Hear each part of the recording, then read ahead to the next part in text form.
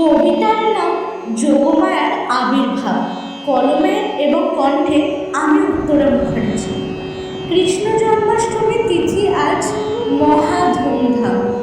চারিদিকে আকাশে বাতাসে অবিরত শোনা যায় শ্রীকৃষ্ণের নাম।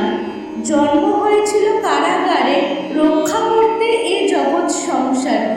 কৃষ্ণের জন্মের পূর্বে আবির্ভাব হল দেবী যোগমায়ার। আবির্ভাবের সাথে সাথে রক্ষা করেছিলেন শ্রীকৃষ্ণের প্রাণ। শ্রীকৃষ্ণের মতো কারাগার হয়েছিল তারও জন্মস্থান।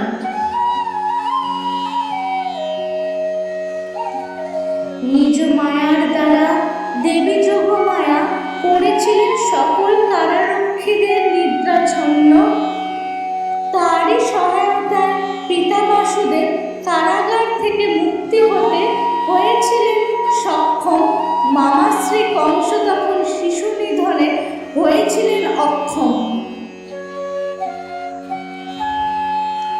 মাতা দেবকীর কোল থেকে ছিনিয়ে সদ্যজাত কন্যা সন্তানটিকে ছুড়ে দিলেন শূন্যে। সদ্যজাত শিশু কন্যাটি তখন ভারী কণ্ঠে হেসে উঠলেন, বললেন, তোমাকে বধিবে যে গোকুলে বাড়িছে সে। এই কথাটি বলে শিশুকন্যাটি বাতাসে